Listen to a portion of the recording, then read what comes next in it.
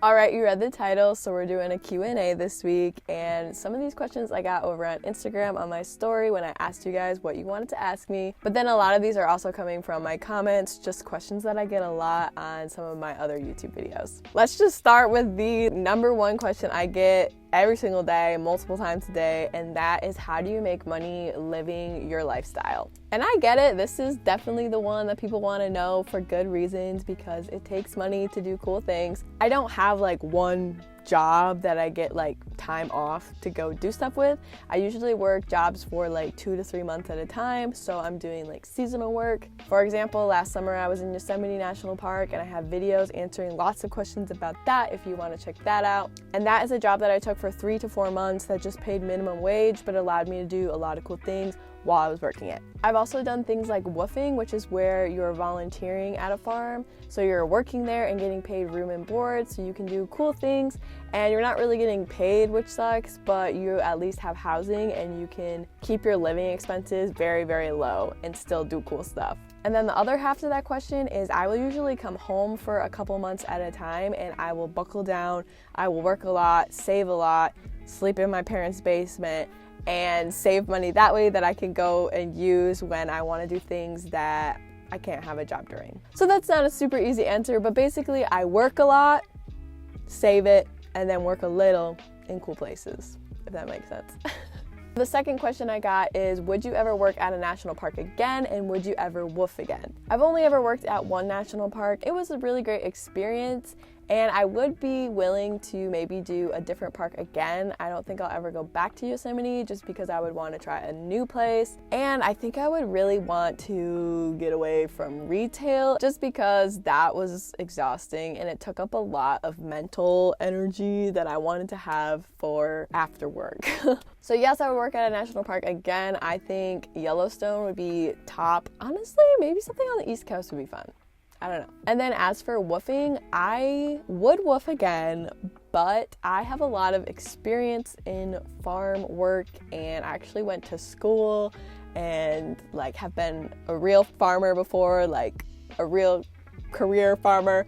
So I would woof again, but I don't think I would do it in the United States because I would want to get paid for my work. Whereas if I was woofing abroad and maybe I had a little less experience and I was taking more from the experience, like getting to live in the rural countryside of France, I would do that for free. So yes, I would woof again, but probably not in the States. Which leads me to the next question. Did you go to school? And if you did, what did you get your degree in? So yes, I did go to school. I went to Michigan State University, go green. I got my bachelor's in environmental studies and sustainability with a minor in sustainable agriculture and food systems. Originally, I thought that I wanted to be a park ranger, which is why I got my bachelor's in that. But then I ended up going down the more agricultural side in environmental science, and that's why I added my minor on, because I was working in agriculture for like 5 years before I bought my van. Next question is, how many national parks have you been to and which one was your favorite? I actually don't know how many national parks I've been to. I need to add it up. I know that I have 30 patches on my patch jacket, so over 30, because all of the parks that I went to before 2 years ago, I don't have patches for. I definitely could just like order the patches online to have the complete set, but I don't know, I just feel like that's cheating and I want to go back to those parks anyway, so I'll pick the patches up in person. The next question is, what made you want to start van life? And this is gonna sound cheesy, but I feel like YouTube made me want to do van life because it was such a trend a couple years ago, and I get this comment all the time like, oh, you missed the trend, van life was so, 2018, I don't know. But I used to watch van life videos on YouTube, and I thought everyone was so cool. I really loved the idea of just like hopping in your van, going anywhere you want to go. And I was really inspired by van lifers who didn't have like a super excessive build, because I kind of knew that that would probably not be in the cards for me, and also wasn't really something I ever really wanted, to be honest. So I know Hannah Lee Duggan was one of the first YouTubers that I saw that had a van that wasn't like completely decked out. Like, it's beautiful, don't get me wrong, I love her van and it inspired my build in a way. But hers was the first one that I saw that didn't have like all the bells and whistles and was just super basic, and like you could tell that it was reasonably priced. She really put a lot of thought into it, and as she explored, she added things in later, which I thought was cool. Also, by the way, I met her and it's in one of my videos, so if you want to see that video, I will link it somewhere above. But yeah, YouTube kind of made me want to get into van life. Pretty much just the whole trend in general I thought was really cool. Obviously the trend has been going on for a lot longer, but I would say, yeah, just seeing other people do it was really what made me want to do it, and hopefully I inspire some of you guys to do the same. So the next question is on a similar note, and it's, what advice do you have for someone who wants to start getting into van life? I would say to try it out with the vehicle you have first. If you have, you know, an SUV that you can take for a road trip, try that out first, see if you actually like it. Even if you have like a really small car, like you can still sleep in your car, maybe you can borrow a friend, maybe you can rent a van. I would just test out the road trip style of life first, because that's really what it is. You're road tripping in a vehicle, and then from there you can decide, you know, what your goals are, and if you want to invest more into your build and into getting like a really nice van. My van is super low maintenance, very chill, and it's perfect for me because I do a lot of other things besides van life, and it's not that important to me that I have like a really super van lifey van. I really love this question. It's from over on Instagram, and it reads, what do you do when you see other people on the trail? Do you smile, wave, say hi, or look down? I feel like this totally depends on what kind of mood I'm in, because if I've been on the trail for days and I'm on my way out and I just want to like keep going, I'm only gonna do the like, but I'm never gonna be like, but sometimes I'll be like, hey, how are you doing? That might be day one of the hike, you know what I mean? But also, if you don't do that to me first, I probably am not gonna be like, hey, how are you? Because maybe you're in the groove, you know? Because I don't like when people try to talk to me when I'm in the groove. So I don't know, I feel like I feel it out on a case-by-case basis, but I'm never gonna be rude. I'm always gonna at least be like, I'm curious to know what you guys do. Leave your answer to that question in the comment below. What do you do when you're on the trail and you're like skirting by someone? Next question is, would you ever get a bigger van?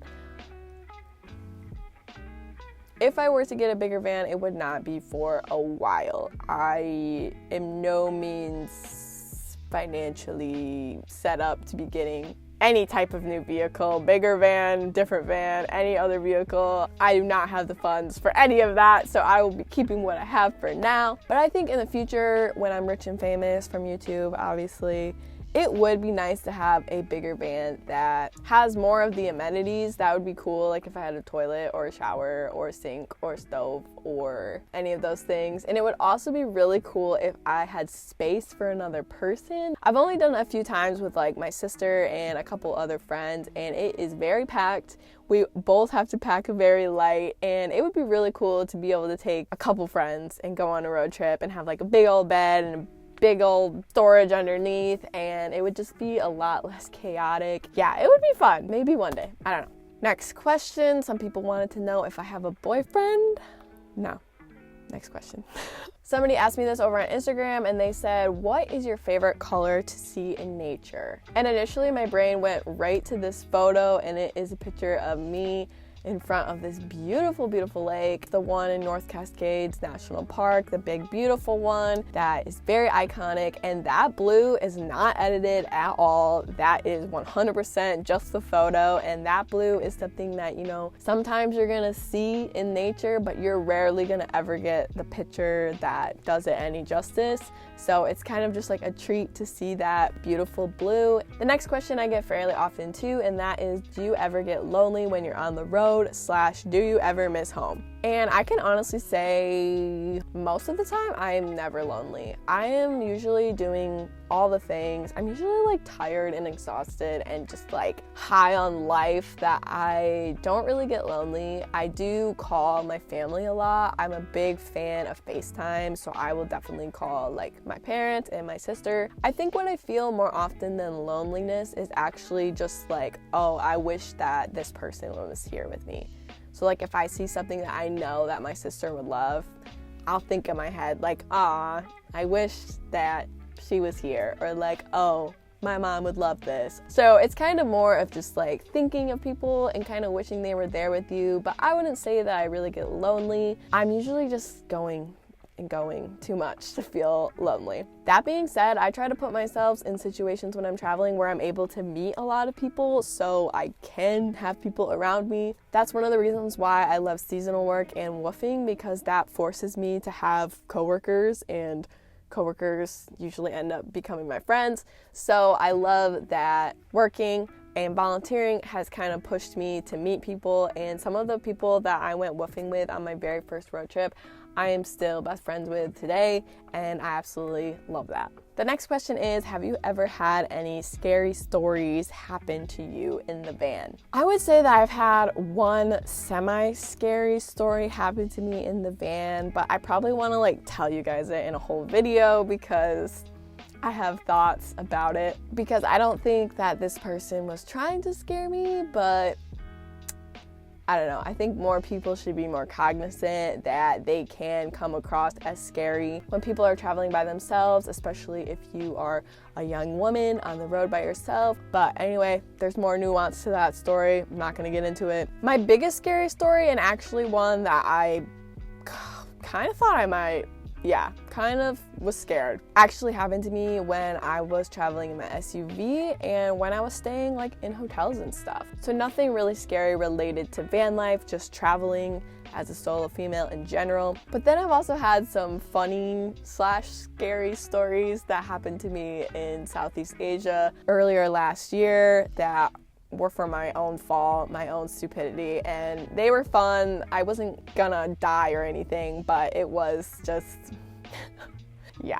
So let me know if you want to hear any of those stories. Next question is, where is somewhere that you want to travel to that you haven't traveled to yet? This is hard if I'm going to try to give a real answer, but I honestly want to go everywhere. All throughout Europe, I want to go to every continent. It'd be so cool to go to like 100 countries or something. That would be awesome. I'd love to go back to Southeast Asia. I feel like now that I kind of know what I'm doing a little bit, I could go back and have an awesome time. And you guys already know that I want to go to every national park in the US, so I definitely need to go to like Alaska, go to all of those parks. I would love to do like a big road trip throughout Canada because Canada's beautiful. I actually just got back from Mexico, which you guys are going to be seeing some footage of probably next week.